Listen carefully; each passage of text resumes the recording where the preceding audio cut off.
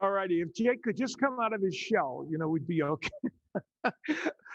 Fun setup for this match, and it puts it on the table. Jake Paul in his third boxing match, taking on former MMA champ Ben Askren, and can't wait to invite them out here on the stage. With no further ado, Jake and Ben, come on out.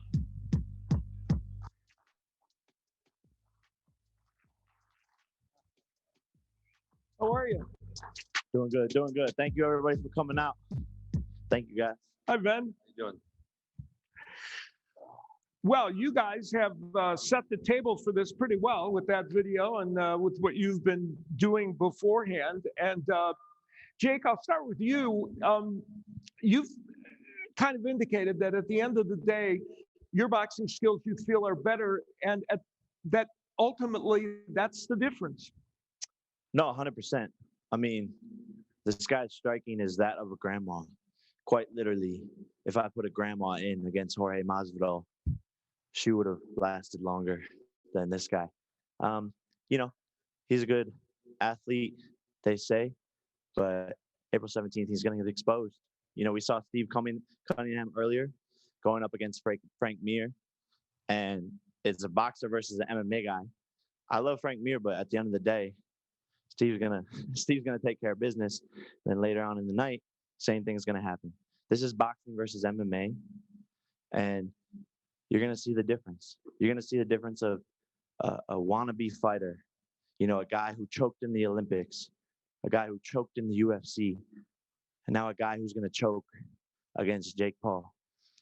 I'm gonna end this guy's career as an embarrassment. Masvidal did it once. I'm about to do it again. All right, so all of that having been said, Ben, you indicate that the difference is not about the skill, it's about the toughness. Yeah, absolutely. So I'd heard of Jake Paul prior to accepting this fight, but I couldn't have told you a lot about him or his brother. I knew, he kind of came up in his brother's shadow. He was trying to fill his brother's footsteps.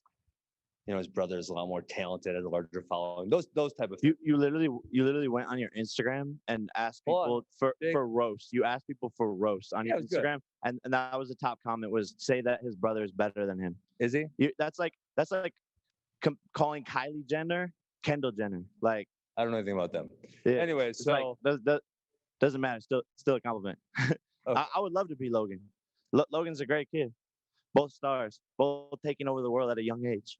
Okay, so when Logan's little brother called me out, I thought about it. You actually called me out. Let's get the facts straight. You called me out the week of the Nate Robinson fight. So continue. Yeah.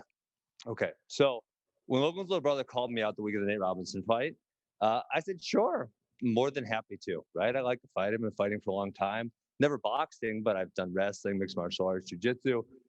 And, I thought, well, from his angle, what's he doing? And then, I asked some of my kids at my academy, what's this guy all about? And they said, he's a bully, he's a dick. And so I think from his angle, it was like, he's thinking, who's the easiest guy that I can pick that'll give some validity to my name? It's like, I'm going to pick the guy who just had a surgery, who's retired. If I wanted to pick the easiest guy, I would have picked Dylan Dennis. Well, we know Dylan was too scared to sign the contract. I agree. You actually had the balls to sign the contract. So if I wanted the easiest guy, I would have picked Dylan. Jake, you did pick Dylan. We know that. I've already went over that. You picked Dylan. I know he wouldn't do it. But you just said I picked you. Because Dylan wouldn't say yes, dumb. You choking on your words, Bubba? You picked Dylan. Choking on your words, Bubba? You picked Dylan. Dylan wouldn't sign the contract. Therefore, you can't fight Dylan, so you had to pick the next person.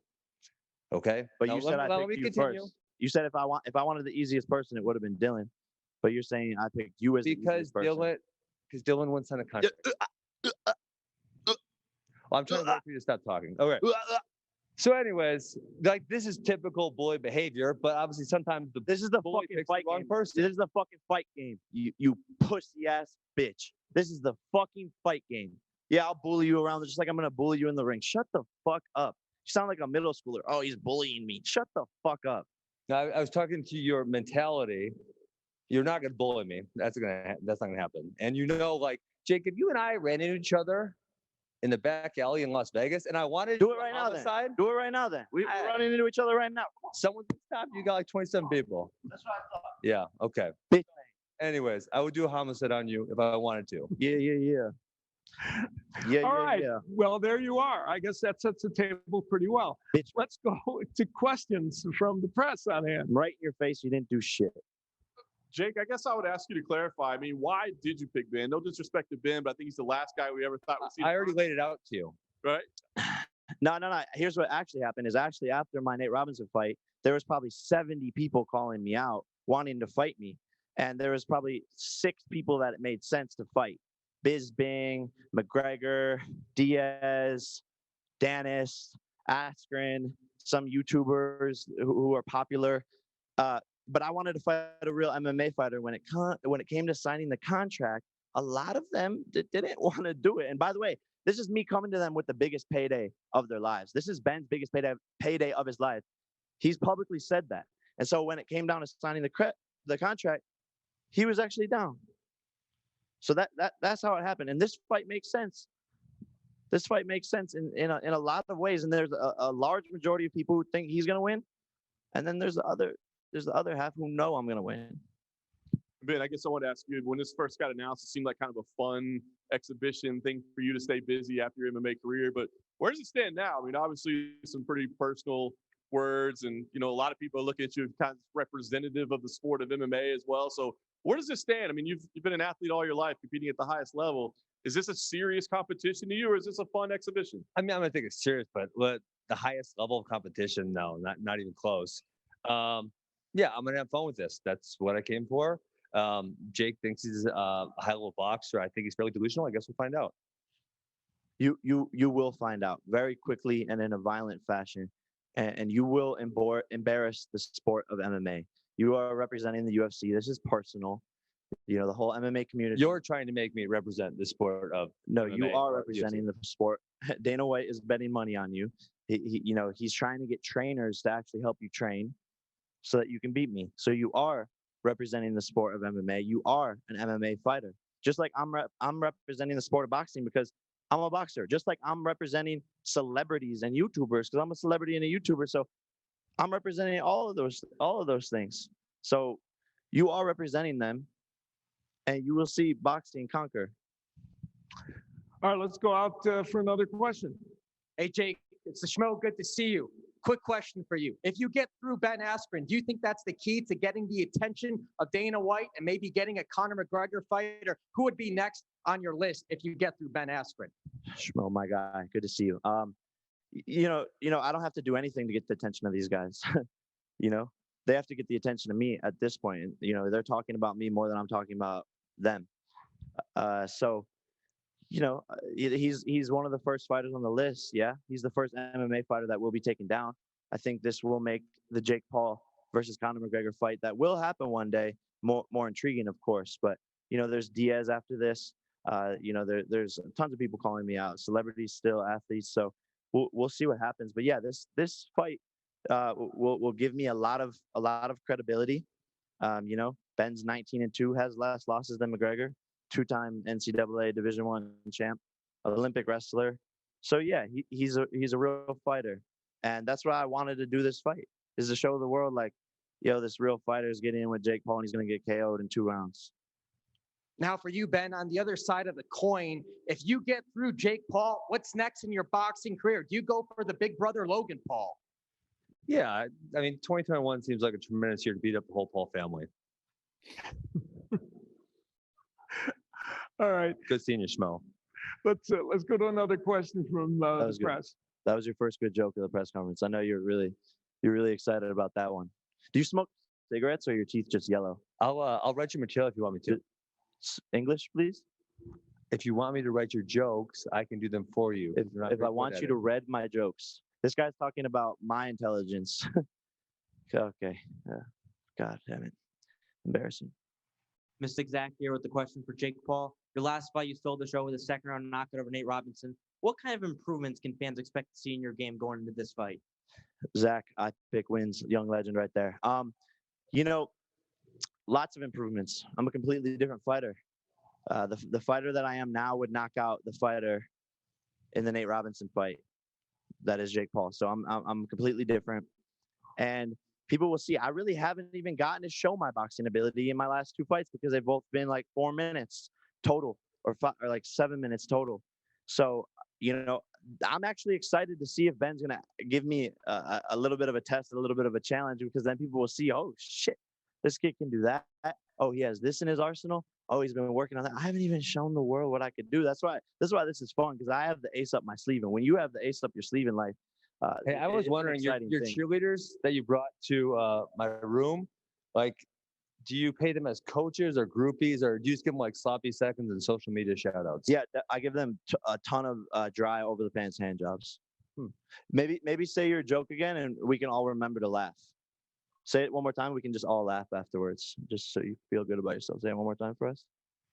No. You have another question? Yeah. Look at the cock on this guy. Jake, you spoke about the improvements to make every single fight. What can you attribute those improvements to? Is it your work ethic, your training team? What can you attribute that to? Man, all of the above. We're working so hard, and really just a true passion for the sport. I love what I'm doing, and I have such a chip on my shoulder. The whole world wants to see Jake Paul lose this fight, and that I love that. I love that so much. And yes, we have the best team.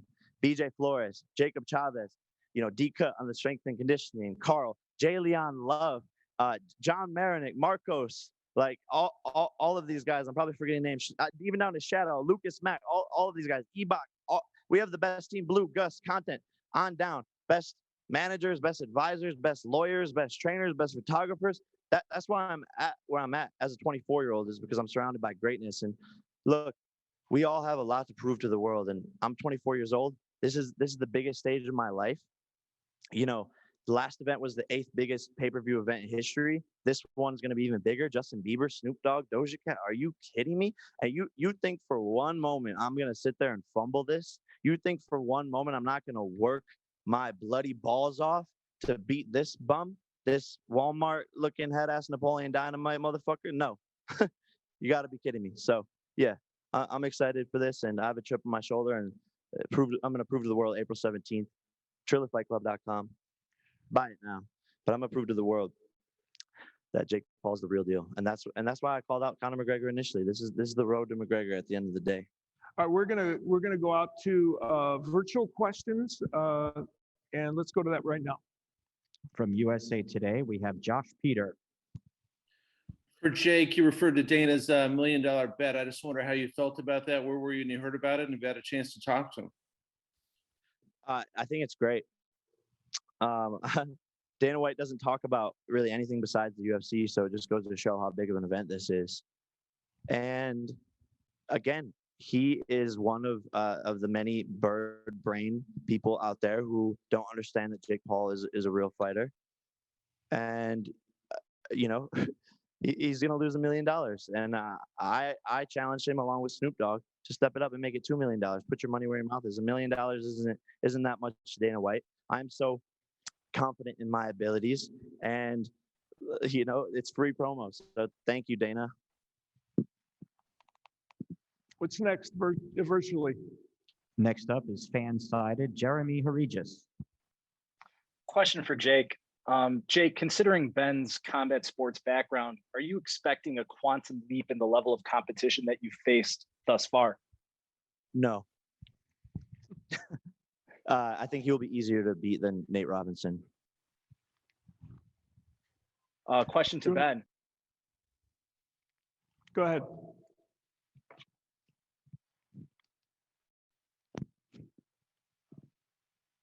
I think we lost him. Was there a question for Ben there? Yes, Ben, question for you. Based on what you've seen of Jake in the ring so far, have you seen an amount of talent there that you consider him talented as a boxer? Yeah, it's hard to say. His opponents were so bad that he could have pretty much done anything he wanted to and won the fight. So yeah, I think TBD. Next up is Bad Left Hook, Michael Woods. Guys, question first for Jake. Jake, I was impressed with especially your power against Nate Robinson. It strikes me that maybe you were a guy who was born with it. I saw you backing up and cracking the guy. Now, I don't know how that's going to work on Askren, who is a seasoned fight professional, but it led me to be thinking, how how into this are you? Or do you have sort of a long-term plan? All right, I'm going to do this a year, 2 year, 5 years. Are you now a boxing lifer? What's that? What's the end game? How long do you want to do this, and where do you want to get to in boxing? Yeah, great question. Definitely a boxing lifer. I'm addicted to this sport, and I will become the biggest prize fighter in boxing. Simple as that. And yeah, thank you for the compliment. Have a ton of power. I didn't really even get to utilize it against Nate. He went down, and I only landed 8 punches, and he was knocked down 3 times, if that gives you any indication. And man, when I put those 10-ounce gloves on, those Grant gloves, shout out to Grant, best gloves in the game. Whew, I love to crack, baby. And you know what's crazy? I love to get hit too. So like, I just love fighting in general. And again, this is the start of a burgeoning career, a burgeoning, amazing career. And I'm addicted to the sport. I love the sport. I want to bring more eyeballs to it. I love everything to do with it. You know, I could see myself coaching my son one day. Someone's gonna let you have kids? That was good. You got like two lefts. Two lefts. Thank you. Next up is cage Look side at your press, dad. Gabriel Gonzalez. Look at I've got 2 questions. First one is for Jake. Jake, celebrity boxing isn't anything new, but it's certainly enjoying a moment. What do you think it is about yourself that's made it successful? It's your dad calling in. Look, Is he still alive? he's still alive, bro. I'm about to take him out. Flip-flop, man. Hey, he's still alive. Don't worry, I'm gonna finish him off. Yeah, don't worry. Tell him I like them flip-flops, man. He said he likes your flip flops. That's my guy Masvidal, maker of Ben Askren. Jake Paul will be the finisher of Ben Askren. Does that bother you, by the way, that you got knocked out in 5 seconds? Nah, It happens. doesn't bother you? Not really. It doesn't really happen, by the way. That's only happened once. I got a record. You literally have the record. Yeah, I literally have the record. You yeah. hold the record. The record. Yeah, 5 seconds. Yes. It doesn't like haunt you at all. That like you're Does not probably the bother most me, Jake. embarrassing fighter in UFC history. Jake, I know you have low self-esteem, but you don't need to project it onto me. This clip doesn't bother you? I've only seen it like a million times. Doesn't bother me. Doesn't bother you? No. Are you sure? Sure. Maybe the same thing to you. Yeah. I don't think you're allowed to throw knees in boxing, Jake. Well, I'm gonna knock you out. Same thing. Okay. Good luck. Okay, once again, Gabriel Gonzalez. My let's first get, question is for Jake. Jake, celebrity boxing isn't anything new, but it's certainly enjoying a moment. What do you think it is about yourself that you've had so much success? Because let's be honest, not everybody brings in as much attention when they try to do this. Yeah, I'm a bit confused when people talk about celebrity boxing because there's no such thing as celebrity boxing. I'm the only celebrity that's boxing. So people like to write articles about it, but like I'm the only one that's doing it. So doesn't really make sense to me. But really, at the end of the day, this isn't celebrity boxing. I am a celebrity who is boxing, yes, but I'm a real fighter. I've shown that. I'm 3-0, 3 KOs, 2-0 as a professional with 2 KOs. But I'm the only celebrity or influencer that's fought in like the past 2 years. So I'm really the only one doing it. So My next question is for Ben. Logan doesn't count or what? He hasn't fought in 2 years if you paid attention so you closely to what I excluded was him. saying. And look, Logan's great. He's a celebrity who's boxing, but at the end of the day, again, Logan is a real fighter who would whoop on a lot of guys. Who's better, you or him at boxing? Me, hands down. That's why I'm 3-0, 3 KOs. He's 0-1-1. Yeah. He ever whoop your ass when you were the little brother? That was a question, Jake. You're supposed to. I just don't care about your questions. Okay. So I'll take that as he rubbed your face in the carpet on a weekly basis. Yeah, sure, Ben. All right, on that note, we'll go for another virtual question. Yeah, my final question was just for Ben. Ben, you've been in big fights before, UFC pay-per-views, won championships. How has the reception been for you for this fight? Because I'm assuming you're getting messages from a whole other fan base. What has it been like? Yeah, it's interesting. Like I said earlier, I knew of Jake and Logan when I took the fight, but I didn't know like a whole lot about Logan or his little brother. And one of the things that I can't believe is in MMA, I was kind of the heel. I was kind of not liked that much. But Jake said in the pre-fight thing that it was 50 people wanted to win, 50 people wanted to lose. And I was shocked because it's got to be like 90-10. Pretty amazing how many people don't like you. I actually kind of find it pretty impressive, your ability to be disliked. That was a compliment. All righty. Another virtual question on tap. From the Courtside Sound Off podcast, I have Angel Ortega. Yes, I have one question for Jake, and I want to ask Jake. You started with Deji, and now you're with Ben, and you also had Nate. I want to ask you, are you at this point bigger than the JJ fight? Is there any interest in still fighting KSI, or have you outgrown him and you're just over that? Yeah, definitely outgrown him.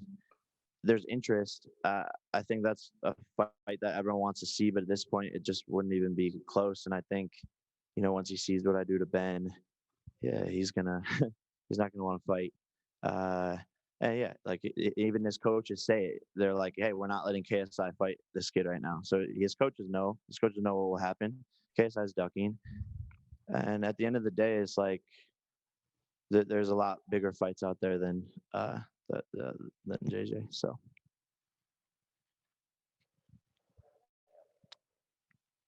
All right, next. And next we have from MMA Island, Donna Corby.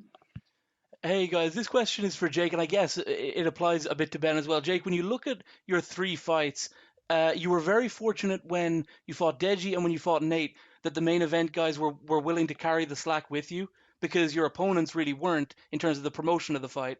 They were very quiet. They weren't, Deji doesn't really have much of a mainstream appeal. Nate obviously opted to just be quiet and try to portray himself as an athlete. We'll give Gib the credit. He really did push that fight.